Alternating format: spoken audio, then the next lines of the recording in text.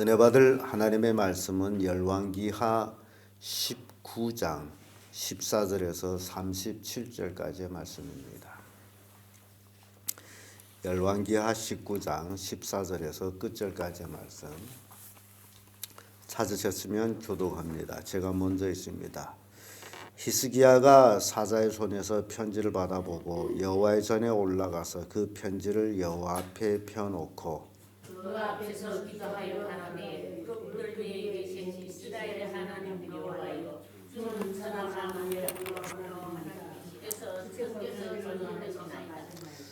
여호와여 귀를 기울여 들으소서. 여호와여 눈을 떠서 보시옵소서. 사내림이 사신 하나님을 회방하려 보낸 말을 들으시옵소서. 여호와여 아수르의 왕이 과연 열방과 그 땅을 황폐케 하고 또 그 신들을 불에 던져 싸우니 이는 저희가 신이 아니요 사람의 손으로 지은 것 곧 나무와 돌뿐이므로 멸하였나이다. 우리 하나님 여호와여 어떻게 이제 우리를 그 손에서 구원하옵소서. 그리하시면 천하 만국이 주 여호와는 홀로 하나님인 줄 알리이다 하니라. 아모스의 아들 이사야가 히스기야에게 기별하여 가로되 이스라엘 하나님 여호와의 말씀이 내가 아수르 왕 사네림 까닭에 내게 기도한 것을 내가 들었노라 하셨나이다. 여호와께서 아수르 왕에게 대하여 이같이 말씀하시기를 천연달 시온이 너를 멸시하며 너를 비웃으시며 딸 예루살렘이 너를 향하여 머리를 흔들었느니라. 내가 누구를 꾸짖으며 해방하였느냐 누구를 향하여 소리를 높였으며 눈을 높이 떠느냐 이스라엘의 거룩한 자에게 그리하였도다. 내가 사도로 분할 제공하여 그리기를 내가 망한 그를 누리고 여러 산 꼭대기에 올라가며 멸망한 깊은 곳에 이르러 높은 백야꽃과 아름다운 잣나무를 베고 내가 그 지경 끝에 들어가며 그 동산이 고순한 숲을 이르리라. 내가 땅을 파서 이방의 물을 마셨고 나의 발바닥으로 애굽 모든 하수를 말렸노라 하였도다. 내가 듣지 못하였느냐 이들은 내가 태초부터 행하였고 상부터 전한 바라. 이제 내가 이루어 너로 견고한 성들을 멸하여 돌무를 인가되게 하리라. 그러므로 그에 거한 백성의 힘이 약하여 두려워하며 놀랐나니 저희는 마치 들의 풀 같고 나무 같고 지붕의 풀 같고 자라기 전에 마른 곡초 같으니라. 네 거처와 네 수입과 네가 내게 향한 분노를 내가 다 알아노니 내가 내게 향한 분노와 내 교만한 말이 내 귀에 들려도다. 그러므로 내가 갈고리로 내 코를 꿰고 자갈로 내 입에 먹여 너를 오던 길로 끌어 돌이키리라 하셨나이다. 또 내게 벌 징조가 이러하니 너희가 금년에는 스스로 자라난 것을 먹고 명년에는 그것에서 난 것을 먹지 제3년에는 심고 거두며 포도원을 심고 그 열매를 먹으리라. 유다 족속이 피하고 남은 자는 다시 아래로 뿌리가 서리고 위로 열매를 맺을지라. 남은 자는 예루살렘에서 나올 것이요 피하는 자는 시온 산으로부터 나오리니 여호와의 심히 이를 이루리라 하셨나이다. 그러므로 여호와께서 아수르 왕을 가리켜 이르시기를 저가 이 성에 이르지 못하며 이리로 살을 쏘지 못하며 방패를 성을 향하여 세우지 못하며 치려고 토성을 쌓지도 못하고 어떤 길로 돌아가고 이 성에 이르지 못하리라 하셨으니 이는 여호와의 말씀이시라. 내가 나와 나의 종 다윗을 위하여 이 성을 보호하여 구원하리라 하셨나이다 하였더라. 이 밤에 여호와의 사자가 나와서 아수르 집에서 군사 18만 5천을 치지라. 아침에 일찍 일어나 보니 다 속삭이 되었더라. 아수르 왕 사르넴이 떠나 돌아가서 니느웨에 거하였더니 이르신 니느웨에 경배할 때에 아드라벨과 사레셀과 저를 칼로 죽이고 아래 땅으로 도망하며 그 아들 한돈이 대신하여 왕이 되니라. 아멘. 네, 이 말씀으로 기도의 응답 이런 제목으로 말씀을 나누겠습니다. 성도가 기도한다 라는 것은 굉장히 큰 축복입니다. 또 기도한다 라는 것은 반드시 응답이 있다라는 겁니다. 그래서 기도는 홀씨할 수 없는 가장 큰 현대 무기입니다. 누구도 보지 못하는 강력한 힘을 가지고 있는 것이 기도의 무기입니다. 이스라엘 나라가 작은 나라로서 지구촌에 우뚝 서 있을 수 있는 것은 바로 그들이 하나님을 믿고 하나님께 기도하기 때문입니다. 히스기야 왕은 사네림이 사자가 보내준 이스라엘 모욕하고 투항하라는 항복신을 편지를 받고 자기 옷을 찢고 하나님 전에 앞에 들어가서 그 편지를 하나님 앞에 펴놓고 하나님 보십시오. 하나님 들으십시오. 하면서 하나님께 기도를 합니다.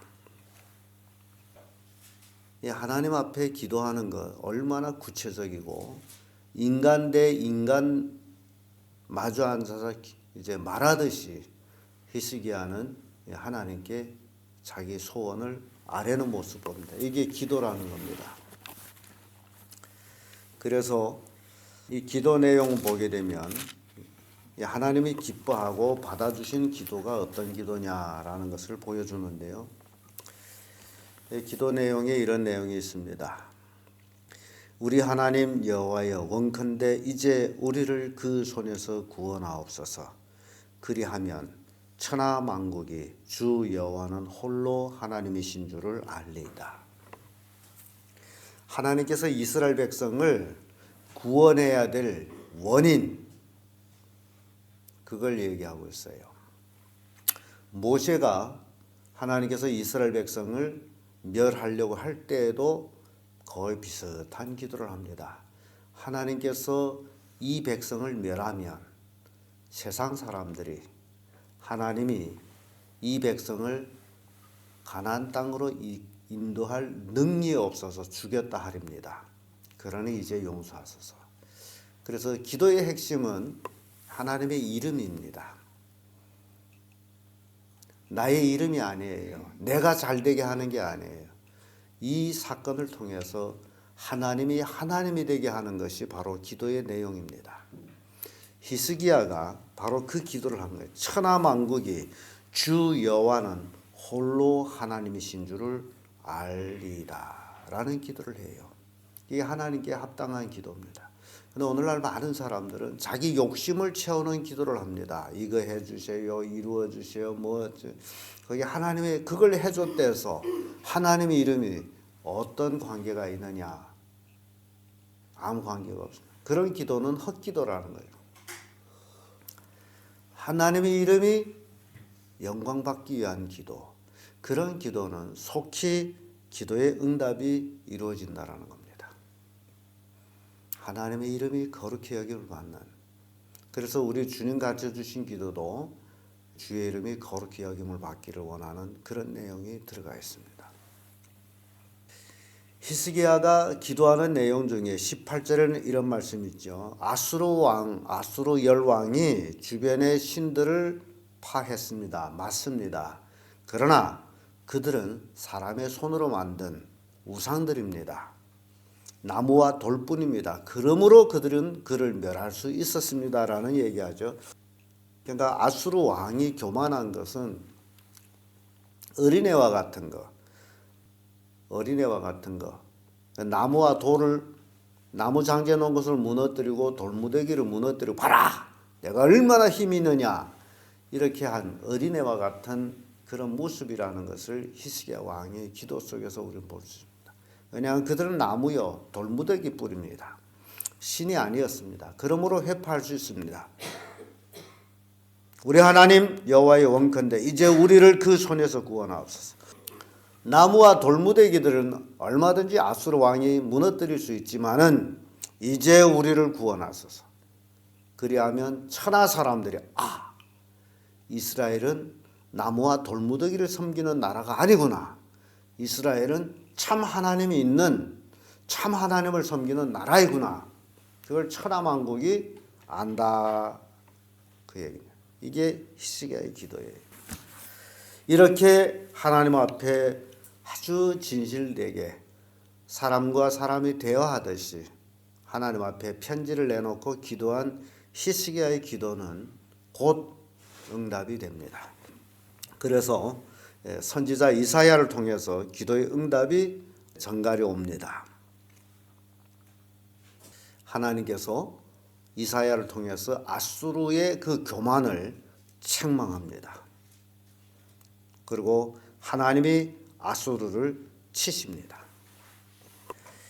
이 아수르 교만이 얼마나 크느냐라는 것을 보게 되면요. 21절에 여호와께서 아수르 왕에게 대하여 이같이 말씀하시기를 처녀딸 시온이 너를 멸시하며 너를 비웃으며 딸 예루살렘이 너를 향하여 머리를 흔들리라. 너의 교만을 이제 이스라엘이 이제 너희를 비웃을 것이다. 내가 누구를 꾸짖으며 해방하느냐? 누구를 향하여 소리를 높여 눈을 높이 떠느냐? 이스라엘 거룩한 자에게 그리하였도다. 아수르 왕이 교만의 극치였어요. 눈에 보이는 게 없어요. 그래서 하나님도 그가 무시했다라는 거예요. 인간이 권력을 얻고 세력을 얻고 뭐가 잘 되는 것 같으면 다 아수르 왕 사네림처럼 자기가 잘나서 자기가 능이 있어서 뭘 잘한 줄로 착각합니다. 그래서 교만해서요. 그래서 멸망합니다. 그래서 23절에 내가 사자로 주를 해방하여 랍사게를 시켜가지고 이스라엘 해방하죠. 또 내가 많은 병거를 거느리고 여러 산 꼭대기에 올라가며 레바논 깊은 곳에 이르러 높은 백양목과 아름다운 잣나무를 베고 내가 그 지경 끝에 들어가며 그 동산에 무성한 숲풀에 이르리라. 이게 지금 아수르의 교만이에요. 내가 땅을 파서 이방의 물을 마셨고 발바닥으로 애굽 모든 하수를 멸하려노라 하였도다. 이렇게 자기 앞에는 대적이 없다. 이렇게 아수르의 교만을 이제 하나님이 책망합니다. 그러면서 28절에 와서는 이르죠. 내가 내게 향한 분노와 내 교만한 말이 내 귀에 들렸도다. 그러므로 내가 갈고리로 내 코를 꿰고 자갈로 내 입에 먹여 너로 오던 길로 끌어 돌이키리라 하셨더라. 아수르의 교만을 인해 가지고 아수르 왕이 교만으로 인해 가지고 결국 이스라엘을 쳐들어오지도 못하고 이제 돌아가게 되는데요. 갈고리로 코를 깨 가지고 끌고 가리라.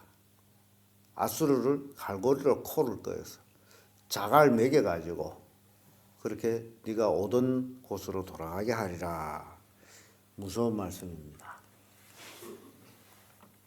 아수르가 예루살렘으로 온 것은 예루살렘을 회파하고 자기의 수하 나라로 만들려고 했지만은 그것이 이루어지지 않고 이제 돌아가게 되는 것을 봅니다. 그러면서 하나님께서는 이스라엘을 위로하기를 지금 하네림이 와서 포위하고 유다의 크고 작은 성들을 짓밟고 그러면서 이제 도망칠 사람 도망치고 숨을 사람 숨고 그러다 보니 경작을 하지를 못했어요.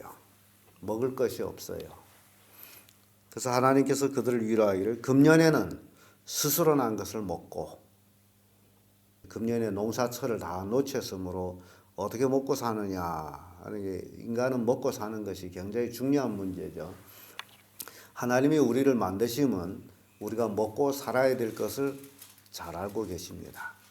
그래서 인간의 삶이 먹고 사는 것이 중심으로 삼으면 안 된다라는 거예요. 근데 우리가 살다 보면 먹고 사는 것이 또 중심이 될 수밖에 없어. 그게 현실이기 때문에. 그래서 여기서 믿음이 흔들릴 때가 참 많습니다. 뭘 먹고 사느냐. 그래가지고 불신앙적인 이제 선택을 하고 있는데요. 우리가 태어날 때를 생각하면 돼요. 우리가 어머니 뱃속에서 태어날 때 도무지 먹고 살 근심을 안 하고 태어났습니다. 그러면서도 먹고 살았어요. 무엇을 통했든지. 육신이 부모님이 먹여 살려주었다. 우리 영적인 부모 하나님께서 우리를 먹여 살려준다. 먹고 사는 문제 때문에 근심하지 마라. 그래서 예수님은 그걸 특별히 말씀하셨죠. 너희는 무엇을 먹을까, 무엇을 마실까, 무엇을 입을까 염려하지 말라. 이런 것들은 다 이방 사람들이 구하는 것이다. 믿음의 사람과 믿지 않는 사람의 차이가 여기서 나타나죠. 믿지 않는 사람은 먹고 입고 마시는 문제 때문에 고민하고 그것이 중심이 돼서 살아가지만은 믿음의 사람은 그것 때문에 살면 안 된다라는 거죠. 믿음의 삶은 하나님이 그걸 해결해 줘요. 그래서 너희는 먼저 그 나라와 그 의를 구하라. 그리하면 이 모든 것을 너에게 더하시리라고 예수님 말씀해요.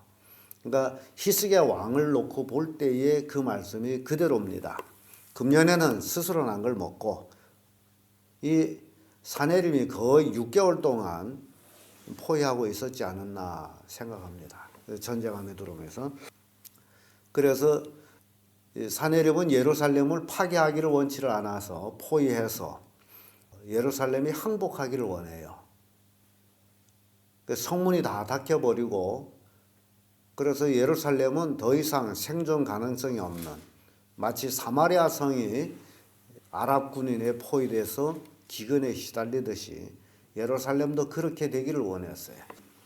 그런데 암만 포위하고 있어도 항복을 안 해요. 오늘 본문의 말씀엔 그 내용이 안 나와 있습니다만은 이 히스기야 왕이 수로를 팠어요. 그래가지고 이 예루살렘 성에 아무도 모르는 물줄기가 땅속으로 물이 들어옵니다. 그런데 이 아수르 왕이 그 수로를 몰랐어요. 그러니까 모든 수원을 다 막아버려가지고 예루살렘 사람이 먹을 물이 없어서 자연히 항복하고 나올 것이다 했는데 뭐 도랑물이 활활활활 예루살렘으로 흘러 들어가는데 투항할 일이 없죠. 그 바이블 루트라는 그 프로그램에서 이 수로에 대한 이 히스기야 왕의 업적입니다. 이 수로를 판 것을 이제 영상으로 보여줬는데요. 수로가 한 50cm 넓이, 그 땅굴 넓이가 50cm 넓이가 되고 높이는 사람이 키만 합니다. 그런데 그 수로를 통해 가지고 지금도 물이 흘러들고 있어요. 지금도 흘러들는데 물이 무릎까지 옵니다. 물 깊이가. 아주 맑은 물이 예루살렘으로 흘러들어가요. 지금도. 그 수로가 지금도 있습니다. 도랑물이죠. 그러니 예루살렘에 투항할 수가 없어. 사내림이 막 포위하고서 투항하기를 원하고 있었는데 결국 투항하지를 않아요. 그리고 하나님께서 말씀하셔서 갈고리로 그 코를 깨고 자갈 물려가지고 이제 본국으로 돌아가게 하리라 하고서 이스라엘 백성들에게는 금년에는 스스로 난 것을 먹고 내년에도 그럴 것이고 후년에는 제3년에 심고 거두리라. 하나님의 축복의 말씀입니다. 그러니까 우리 신앙생활하면서 우리가 가장 믿음이 없는 삶이 뭐냐? 뭘 먹고 사느냐? 그것 때문에 고민한다면 가장 믿음이 없는 삶이라는 겁니다. 그런데 그것이 또한 현실이에요. 의식주가 현실이에요. 그래서 예수님도 처음으로 마귀에게 시험 받을 때도 마귀가 그 시험을 했어요. 네가 하나님의 아들이 아니냐? 왜 줄이고 있느냐? 이 광야에 임하는 돌들을 떡이 돼서 떡 만들어 먹으면 되지 않느냐? 그거예요. 그러니까 마귀의 첫 시험이 먹고 마시고 입는 문제라는 겁니다. 먹는 문제. 오늘날 많은 그리스도인들이 이 첫 시험에 꼬꾸라들고 있어요. 그리고 유다가 평화를 누릴 것이다. 아수르는 예루살렘을 향해서 토성도 쌓지 못하고 돌아간다. 토성 옛날 전쟁은 토성 성벽을 이제 오르기 위해서 성벽 높이만큼 흙을 사갖고 이렇게 올라왔어요. 그게 토성벽이에요. 옛날 전쟁 그랬어요. 그것도 쌓지 못한다. 하나님께서 기도의 응답이 이렇게 이루어진대요.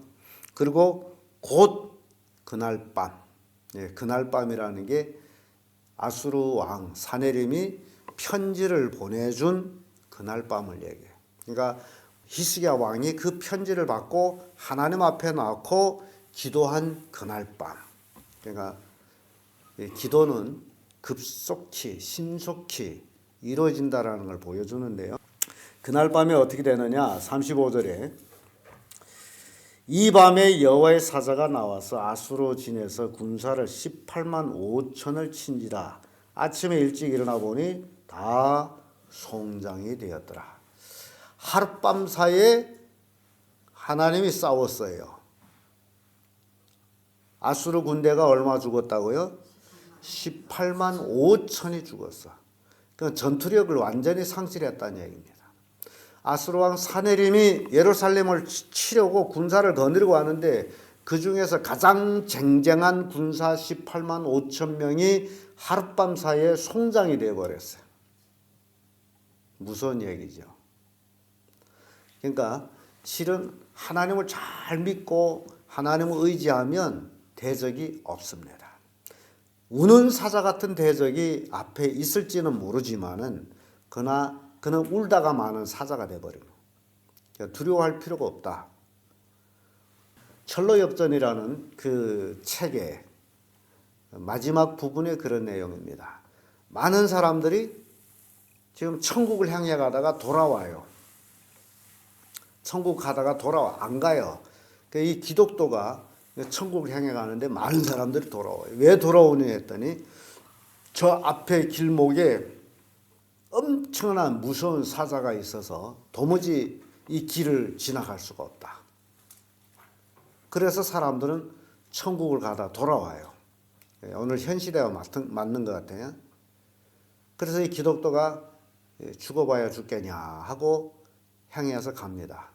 가고 가더니 정말 큰 사자가 성경 그대로 우는 사자.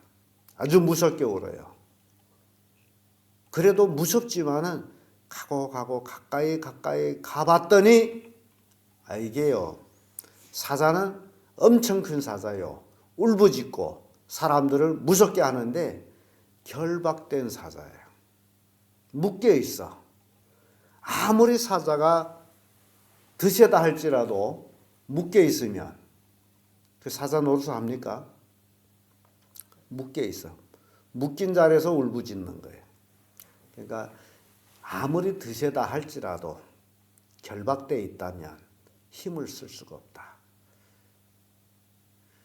우리 앞에 마귀가 우는 사자같이 우리를 삼키려고 드는데 결국 그는 결박됐습니다. 마귀는 결박되어 있어요. 우리가 믿음으로 살게 되면 마귀는 아무 의미가 없습니다. 결박된 마귀예요. 이 사내림이 바로 그 얘기예요. 하룻밤 사이에 18만 5천이 죽었어요. 18만 5천이라는 숫자가 대단한 숫자입니다. 싸워도 보지 못하고 죽었어요. 그래서 역사 기록에는 여기서는 하나님의 사자가 나와서 쳐서 죽였다. 역사 기록에는 온역이 돌아서 죽었다. 역사 기록에는 그렇게 합니다. 아수르 군이 바로 이런 온역으로 하나님의 사자가 치셔서 18만 5천이나 죽었다라는 것. 그래서 사네림은 전투력을 상실하고 군사를 다 잃고 돌아가죠. 역대하 32장에 가보면 이제 우리가 이제 역대상 역대하를 이제 보게 됩니다만은 똑같은 얘기 반복됩니다. 근데 거기에서는 얼마나 재미있는 말씀으로 기록했느냐 하게 되면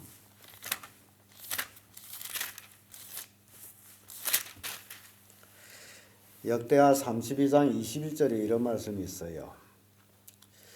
여호와께서 한 천사를 보내어 아수르 왕 영에서 모든 큰 용사와 대장과 장관들을 멸하신지라. 아수르 왕이 얼굴이 뜨뜻하여 그 고국으로 돌아갔다니.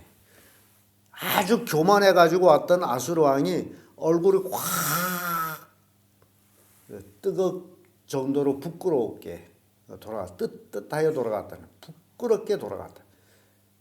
그 군대 장관, 큰 용사 군대 장관 18만 5천 명이 죽었어요. 그러니까 전투력이 얼마나 얼굴을 뜨거워요.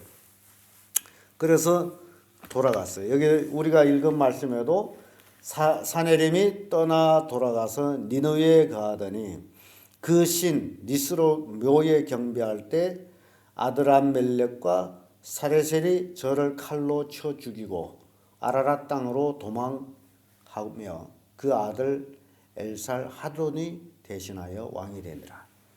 돌아가서 어떻게 됐어요? 죽었어요. 근데 누구한테 죽었느냐? 이 굉장히 중요한, 누구한테 죽었느냐? 역대하 30장 21절에는 자기 아들한테 죽어요. 이 두 사람이 사네림의 아들입니다. 아들이 아버지를 죽여요.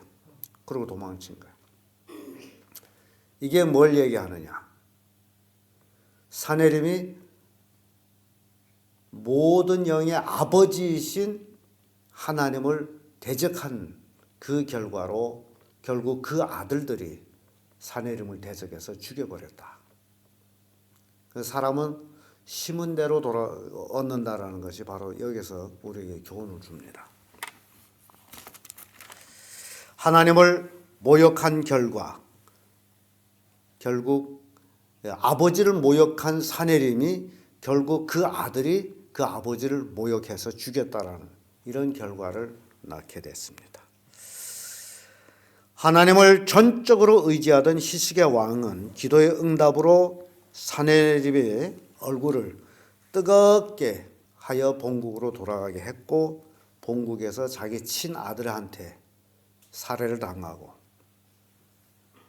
그래서 하나님을 모욕한 자의 결과가 이렇다라는 걸 보여줍니다. 오늘도 마찬가지예요. 성도의 기도는 반드시 응답이 있습니다. 어려울수록 힘들수록 더욱 하나님을 의지해서 기도하는 그런 성도들이 되어야 된다라는 교훈을 줍니다. 기도